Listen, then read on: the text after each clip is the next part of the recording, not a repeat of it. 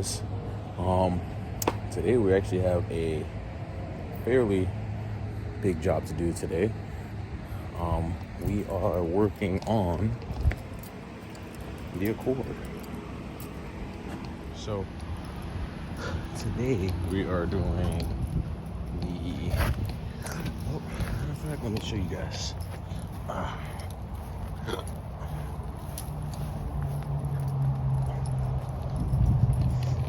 For all my CD7, CB7 boys, you guys know exactly what's going on here. Today we are doing a 5-lug swap on the trusty steed.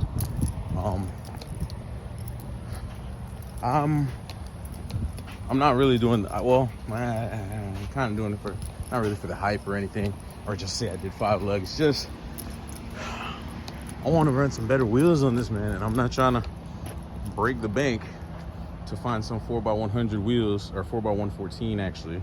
This one's special, 4x114 wheels, and also I'm trying to get rid of that captive rotor that we have up in front. For those who know, to change out the brake rotor, you have to take CV axle out, you gotta take the tie rod out.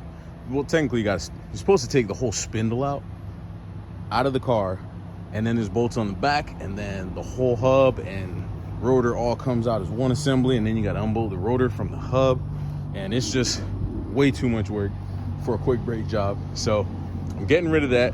Those rotors are starting to vibrate a little bit, and at the same time I'm just gonna do a 5-lug swap so I can use majority of wheels, because I mean, we all know nowadays a majority of cars come with 5x114.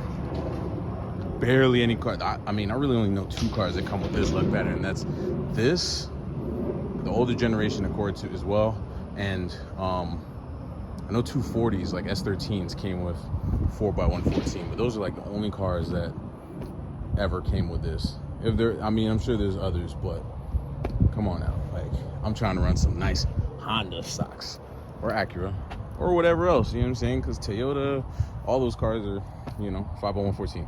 But anyways, I'm not gonna do too much talk in this video. Most of this video is probably gonna be a time lapse, or this intro right here. I'm starting with the back, since those ones I think might be a little bit tougher, because I've seen that, you know, the race typically gets stuck on the spindle back there, and I have to cut it off, hammer it off, so on and so forth. The front should be pretty easy. Just upper ball joint, lower ball joint, tie rod, axle, and it's out. And, you know, obviously I got to change the brake caliper as well. So I'm gonna get started on this and throw you guys on a time lapse, see what I'm doing. I may stop here and there to kind of, I mean, this isn't really a tutorial, this is more just for documentation, or for those of you that just kind of want to get a glimpse of the process. But I'm not gonna be telling you all the sockets and stuff. I mean, really, okay, I can give you a quick rundown. The rear spindle nut is a 32, the front is a 36, and then all you have to do is take off the caliper and that nut, and the rotor should slide off. Obviously, if you have these set screws in there, you gotta take those out. Mine doesn't have any, thank the Lord, because I hate those things. But yeah, so rotor comes off, and then the hub should theoretically slide off. I mean, the hub assembly, the bearing. And then for the front, you have to change the brake caliper as well, since I'm using a whole 6th gen Accord V6 front spindle. So front, you don't have to disconnect the caliper from the knuckle, because we're changing the entire knuckle. So you only just got to take 36 off, upper ball joints 17, lower ball joints 17. I'm pretty sure the tie rod's also 17, and then this whole Johnny, and then you just gotta I just gotta unbolt the brake line from the caliper, and this whole thing should jump out, and then slap in the new stuff. So for the swap, I have Prelude rear hubs, and I also ordered some Honda Accord 6th gen Honda Accord V6 rear rotors. So those are the 5-lug johns. I don't know why the Prelude ones won't work. I'm not sure, but I heard they don't work. So I got those, and that's all you really need for the rear. You're also supposed to change out the spindle as well with the 6th gen Accord V6 one, because it's supposed to be a little bit longer and get more bite on the threads, but you're supposed to put a spacer because it is a little bit too long and all types of stuff, and you have to get that pressed into the knuckle and all that. I've seen people do it without changing that spindle. They changed just the nut. They just use the Accord nut on there, and it gets like, you'll see towards the end what I'm talking about. But that spindle is not gonna, like, you see how stock it's like almost flush. It's gonna sit a little bit further back in there, so it's gonna have a little bit less threads on it. But honestly, I mean, this is just a daily, so and I mean, these back axles aren't driven at all. They just spin freely, so as long as you tighten it, you should be straight. You know what I mean? I don't think you need to do all the 6 inch stuff unless you really want to, but I think it'll be fine. And I've seen other people, like on YouTube, I forget his channel's name, but he did it without changing the spindle, and I think he's been driving on it for a couple years now, and it's been fine. So I'm just gonna send it with the stock spindle in there, and yeah, and then I got the whole 6th gen front spindle, and yeah, and then I got the TL stocks, fresh new tires mounted on them. Everything should be beautiful. Also, I do have some more parts and stuff coming for this car, so I might do one last walk around when I'm finished. When I do the swap, obviously, or finish the swap, I'm gonna do a quick little walk around, show you guys what the car looks like. I have a couple more things on the way that I will be putting on this car. I'm actually pretty excited about. One of them is like super rare. Shocked that I found it, but you guys see it in the next video. So enough rambling, let's get to it.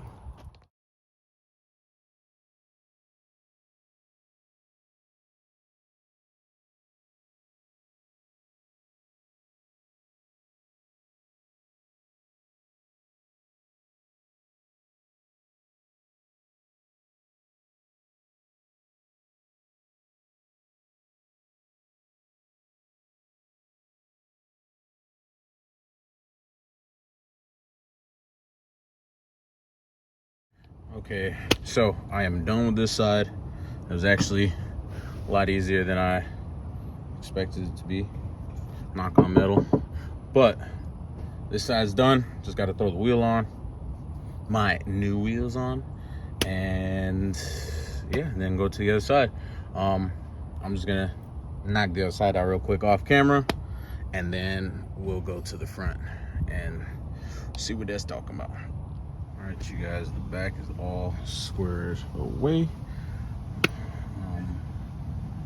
I'm gonna get started on this front, throw you guys on time lapse once again, and I also realized I got a busted axle, and that boot is hanging on.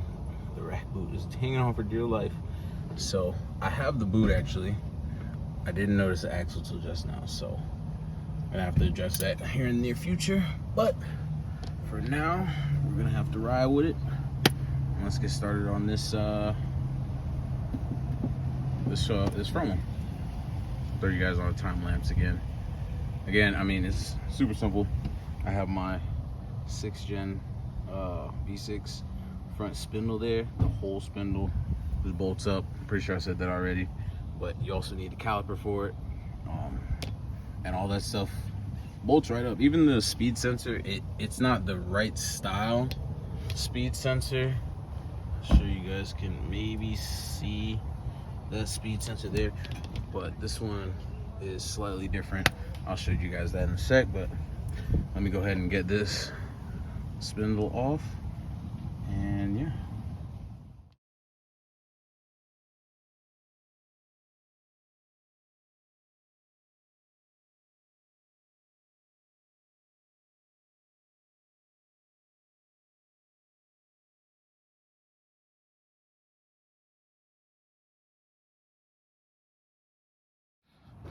Okay, so real quick, this is a difference between the speed sensors here. So this one only has one bolt hole, and it's kind of like a little plastic thing. off to the side. This one has two, and it's like, has like this, grab this metal bracket thing here. So it's a little bit different, but it should, it was one of these two holes actually lines up with that one hole there, and it'll still fit in there. And I think the gaps, I seen the clearances, because I know between this and the reluctor ring has to have a certain clearance on it, and they look like it should work. They look similar, just, you know, the mounting design is a little bit different. So yeah, got this one out. You guys saw that small casualty, or almost casualty, that I had. You gotta be careful with this type of stuff. I don't have any type of pullers. Like, I'm kind of in the process, or in between homes, I guess I should say. So all my tools aren't here. They're somewhere else in storage. So I'm only pretty much working with hand tools, whatever I got in this car and in my trunk of both of these cars. So limited tools, doing it sort of kind of sketchy, but I'm making sure that I'm out of the way and stuff. So I'm gonna go ahead and throw you guys back on time lapse and finish this up, and yeah, we'll have this side done. And by the way, I know you guys probably noticed my these coilovers. These are just some eBay coilovers that I found. They were like 250 bucks, I think. And I mean, I have them maxed out, and the car wasn't really that low before. I'm not trying to make this car like super low. Like, I'm not trying to be, you know, tucking and all that type of stuff. That car's not that low right now, but I used to be on 17s, and I used to be tucking in the rear, the 17s, and pretty much the same fit me in the front. But I'm actually gonna raise that car up, because driving it like that's annoying. So stay tuned for that. I do have a lot of parts for this car. I just kind of haven't been working on it since the engine swap, the 3-liter I put in there broke the bank. I spent like $3 grand doing that swap. I guess that's kind of how much I was expecting to pay, but still, it was a headache. And that was the first time I did an engine on a BMW, so that was, or E46, so that was interesting. It wasn't too bad, but it was interesting. But that's for another video. So yeah, like I said, these coils, $250. They ride all right. They ride pretty nice. I haven't really been bottoming out anywhere, and it's not bouncy or anything. It still feels, it's a little bit firmer. It's more firm than stock, but it's not like super stiff where I'm bouncing around the car. Like, it's still comfortable. Even when I hit like bumps and potholes and stuff, it still feels nice. So props for these coilovers. They're actually, you know, not too bad. I will probably upgrade to like BCs in the future, but that's down the road. Like I said, I didn't spend so much money on getting that thing done. This one's kind of, I'm gonna do quality parts, but the coilovers, I didn't think they were that big of a deal, since I'm not trying to be stand sport or anything. I just want it to look clean. Anyways, throw you guys back on a time lapse, finish it up, probably clean up all this grease here, even though it's probably just gonna get messy again. I might not clean it up, I don't know, we'll see. But I'm gonna throw this back together.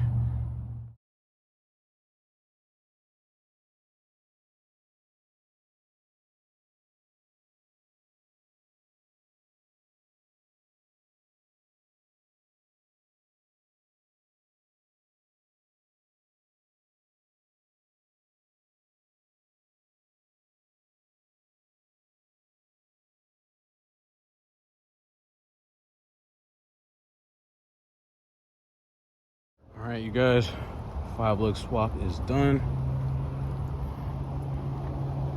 I already did this side as well. I know those rotors are hideous, but that'll do for now. Eventually, what I want to do is I want to get some the Acura RL Brembo brakes. They're 4-piston, and I think you have to. There's a Fat 4 Customs. They make an adapter kit for it to mount to these spindles, and also you need 350Z competition brake rotors, front brake rotors. I believe there was a specific 350Z that rotor that you have to use for this, and I think you have to like bore out the hub a little bit for it to fit, but that's related. Down the road, these will get me by. Yeah, I could have cleaned them up, but honestly, first time I hit the brakes, all that rust is gonna be gone. So it's only surface rust. And I did mean to paint the calipers beforehand, but my weekend, I wanted to get it done this weekend. I go back to work tonight, so I just wanted to get this done and over with. I may go back and paint those black, or maybe not, depending on how fast I find some RL brakes or calipers in the junkyard. Nah, I'm probably gonna wait on that a little bit. So just for now, I'm gonna run these. Right now I got the bleeders cracked. I'm just gravity bleeding. You see already, that one's already dripping. You can see that there. Make sure your fluid's topped off. You don't want that to go dry, because then you gotta do the whole process again. This one has not started dripping yet. A lot of people don't know about gravity bleeding and think you have to pump the brakes all the time to get it to bleed, but honestly, if you just crack them loose and make sure that the reservoir is full, you can just crack these bad boys open and let gravity do the rest. I'm not sure. I've done this for years. It works. Might not get all the air out of the system. I'm pretty sure it does. They typically feel fine. I may go back and just rebleed these normally. I actually do have I'm dumb, and I've been driving this car with a leaking brake line underneath the car, one of the hard lines, because this car's from up north. As you guys can probably tell, I'm here in Florida. We have rust, but it's usually not that crazy unless you like leave your car in a swamp type deal. So this car's from up north. You can tell by this quarter panel here. I'm gonna get that repaired. Don't worry about that. But yeah, so I kind of made sure I greased everything before I put it back on, so that if I ever do need to take this back apart, I'm good. But yeah, that one of those hard brake lines underneath the car rusted, and it has like, I don't know, it's like a pinhole or a crack or something somewhere, because I have to top off my brake fluid every couple, I'd say every couple weeks or so. I have to top it back off because it gets low, but I will be doing that. I honestly am stupid. I should have done that before this, but YOLO, I guess. Very dangerous. Don't do this. But I am going to be taking care of that probably off camera. It's not really that interesting. I'm not going to replace the whole brake line because there's only one section of it that's rusted. And it's a lot of work to replace the whole brake lines, because they come up in the back here and you can't really, it's hard to get back there. Like, you got to move, I don't know what you got to remove to get back there, but you got to remove some stuff to get back there. So I'm just going to cut it where it's not rusted, and then cut it in the back where it's not rusted, put a new line, put a union, call it a day, at least for now. Eventually I do want to go underneath this car, preferably when, you know, my housing situation's a little bit better. But yeah, eventually I do want to go into this car, take everything out from underneath, you know, sand down everything that's rusted, get the car undercoated and all that good stuff, get rid of all the rust. I have a fender for it. I don't have a door yet, so I didn't put on the fender because you got to take off the fender to take off the door, and I didn't want to take off the fender, put on the other fender, and then take it back off to change the door. So I'm just leaving that till when I find a door. I'm only looking for a green one. That's why it's taking me so long, because I don't know when I'm going to get this car painted. So I want it to look, you know, at least like color match, you know what I mean? So nobody knows that I swapped all that stuff. But yeah, we are pretty much done with this 5-lug swap. I'm just waiting for this last caliper to start blowing some brake fluid out. It looked like it might need some help. Might have to pump it a good time. But yeah, once I get that squared away, throw the wheels on, tighten the axle nuts because I have not tightened those yet, and the back, I don't have a 32mm with me, so I'm just go buy one from the store since the store is closer than my toolbox. So but yeah, I'll get back with you guys once I have all this done, wheels on, have the car on the floor, show you guys what it would look like. Judging by how the back is sitting, because the back of the car is lower than the front, these coilovers, and these coilovers are maxed right now. Judging by how the back's sitting, the front's probably gonna sit a little bit too high.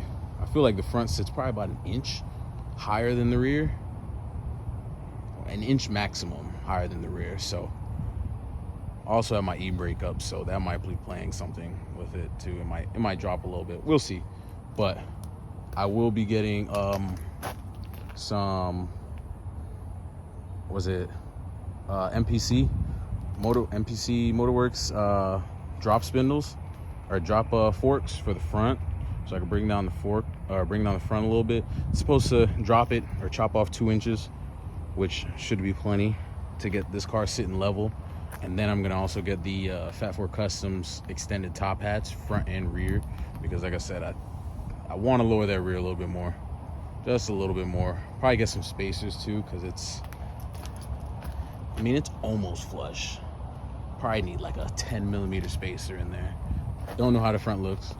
I haven't put those wheels on, but as soon as I finish bleeding this brakes, I'll get back to you guys when I have the wheels on and everything. All right, guys, I'm all done. Everything's all cleaned up, all the tools and parts that are laying around.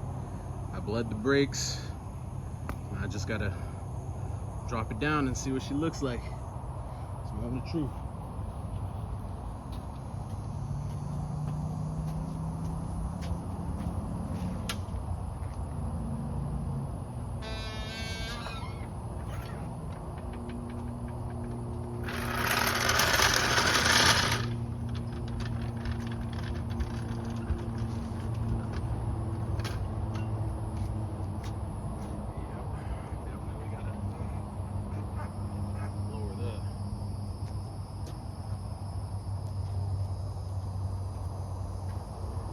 Yeah, that's pretty much that.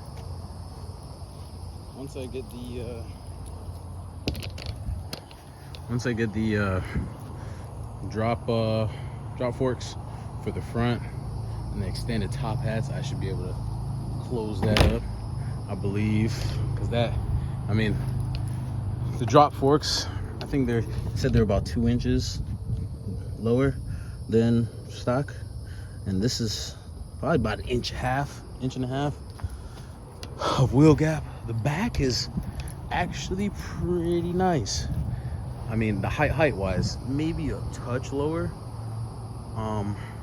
but I do want it to fit flush, so I might just leave it at this height and throw some spacers just to get that,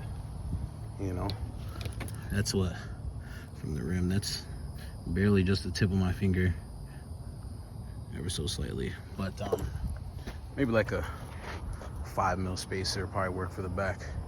The front, actually, it actually looks pretty flush, but one thing I did notice is that it's towed out like crazy. Like you can see that wheel there is pointing outwards, and so is that one. So I'm gonna jack it back up and just kind of do a little eyeball alignment until I can go get a legit alignment. I have no idea when that is. I could do it soon, but I do need to change the uppers in the rear because both of those are blown out. I've been hearing it clunking the last couple days, so I might I'll probably just get it aligned anyways right now, and then do the uppers, and then I might get it aligned again afterwards. I don't know. We're gonna see. I don't think the uppers should mess with the alignment that much, so I feel like if I get it aligned and then change them, the alignment should still be fine. But yeah, that's pretty much it. This tire, the valve stem is leaking, so I gotta go get that valve stem replaced. But yeah, everything else looks solid. Haven't taken it for a test drive yet. Like I said, I gotta eyeball align that front real quick, straighten that out, throw some air in that tire over there, and then also I did not torque these rear spindles. Those are actually at 32, so I bought some Prelude nuts for it, but they're too big. Actually, here's this guy with his Turbo Johnny. But yeah, I'll get back to you guys. I'm gonna tidy up some stuff and go take it for a test drive. I guess let's take a look at this thing. That man got it painted, boy. Ooh wee. I see that paint, boy. Okay. That boy Oscar done turned up. Okay, I see you. Look at that little chip right there. I won't pay attention. Don't worry, all my paint's trash. So hey, how's it going, bro? Hey, Jelani. Laura. How you doing? I'm doing good. It's good, man. So I screwed you, actually. All right, you guys. This first drive. I need an alignment like bad. Brakes need to be bled again for sure, but they work currently. ABS light has not come on. That's good. But yeah, everything sounds good. There's no clunking or anything other than my rear camber arms. I mean, I need to replace those, but the bushings are gone. But other than that, everything's tight, sturdy. So I think we're golden. I think we are golden. I'm just gonna take a quick drive to the tire shop real quick before they close, because that valve stem on my passenger front is leaking. Get that replaced. Re-bleed these brakes and get an alignment, and we are there. Right now, I couldn't break this driver's side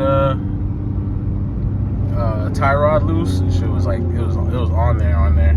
So I hit it with some PB Blaster. I'm gonna let it soak for a little bit. I only adjusted the other side so it would go straight. But that's why my steering wheel looks like this. I promise I'm a little bit better than this at eyeball alignments, but